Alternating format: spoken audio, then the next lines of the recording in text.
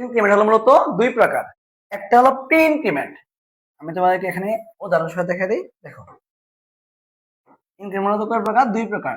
একটা হলো pre increment, pre increment. Example কি? ধরো আই প্লাস প্লাস আই, এটা হলো আমাদের প্রি ইনক্রিমেন্ট। প্লাস প্লাস কে, অর্থাৎ একটা চলকের কি সামনে থাকবে, এটা কি প্রি ইনক্রিমেন্ট। আরটা হলো কি, দুই নম্বর হলো পোস্ট ইনক্রিমেন্ট, পোস্ট মানে পরে।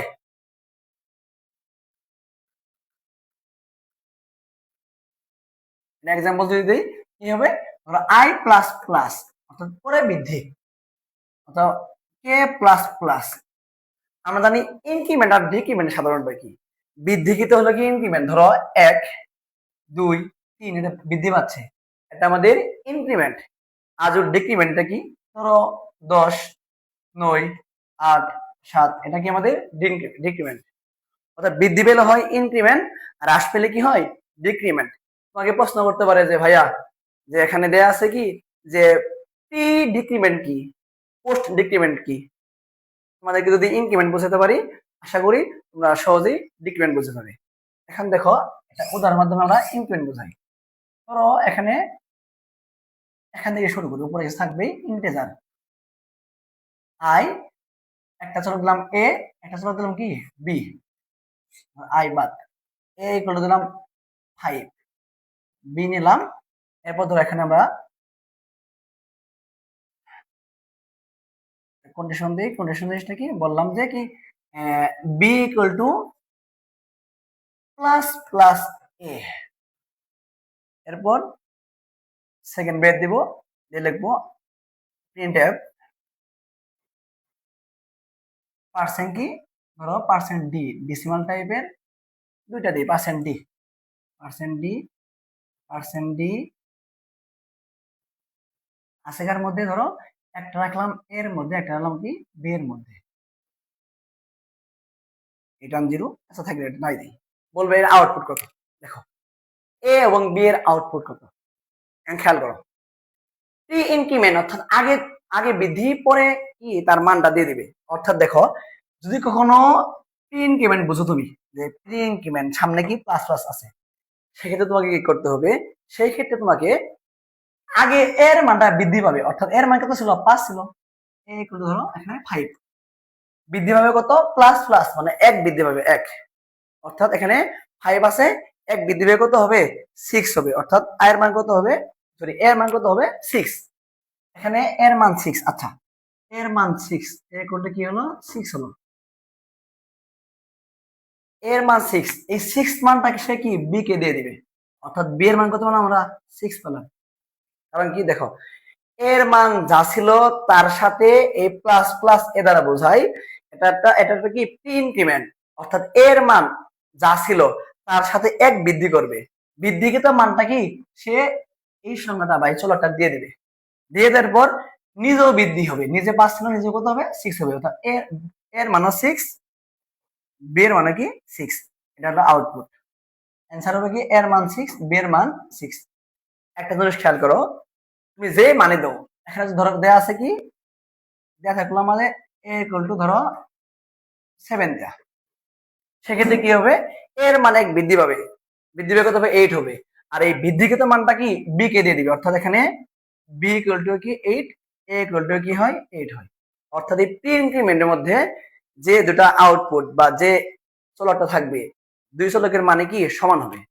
আর পোস্ট ইনক্রিমেন্ট, পোস্ট অর্থ কি পরে, পরে অর্থাৎ এটা উদাহরণ দেখো, যদি আমাদের ইন্টিজার, এরপর ধরো এর মান ধরলাম 7, বি দিলাম, দেওয়ার পর ধরো এখানে বি ইকুয়াল এ প্লাস প্লাস, প্রিন্টএফ কি পার্সেন্ট ডি, পার্সেন্ট ডি আশেকার মধ্যে একটা এ একটা কি বি। এক্ষেত্রে কি হবে দেখো, এটা তো বোঝাই যে প্লাস প্লাস দিয়ে আছে কি পরে, এটা কি আমাদের পোস্ট ইনক্রিমেন্ট। এক্ষেত্রে তোমাকে সে কি করবে?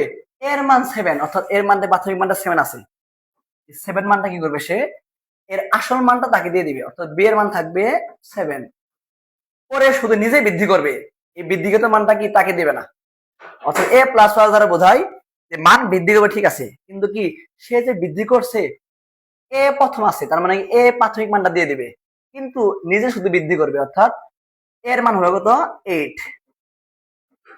পোস্ট ইনক্রিমেন্টের ক্ষেত্রে বৃদ্ধিকৃত মানটা না দিয়ে প্রাথমিক মানটা এ প্রথম থাকার জন্য প্রাথমিক মানটা কি সে এই চলককে দিয়ে দেয়।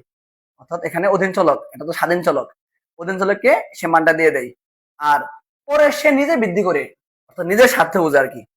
এখন এই প্রি ইনক্রিমেন্ট এবং পোস্ট ইনক্রিমেন্টের মূল পার্থক্য হলো প্রি ইনক্রিমেন্টের ক্ষেত্রে আগে বৃদ্ধি করবে ঠিক আছে, বৃদ্ধি করার পর সে এই অধীন চলককে দিয়ে দিবে এবং নিজেও বৃদ্ধি করবে, অর্থাৎ বৃদ্ধিকৃত মান এবং এই চলকটার মান সমান হবে। আর পোস্ট ইনক্রিমেন্টের পার্থক্যটা কি, সে তার কম মান বা যে রিয়েল মানটা ছিল সেটা দিয়ে দিবে, কিন্তু তাকে বৃদ্ধিকৃত মানটা দেবে না, সে শুধু নিজেরটা বৃদ্ধি করবে। এটা হলো আমাদের কি পোস্ট ইনক্রিমেন্ট। যদি বলা হয় হ্যাঁ ডিক্রিমেন্ট কি, ডিক্রিমেন্টও সেম টু সেম। দেখো এখানে যদি আমি খালি এভাবে দেই, সরি মাইনাস মাইনাস, এখানে যদি দেখি মাইনাস মাইনাস এ, তাহলে দেখো কেমন মান আসে। ধরো আমি দিলাম B equal to minus minus A, এখন এর আউটপুট কি হবে, আউটপুট দেখবে কি হবে বি।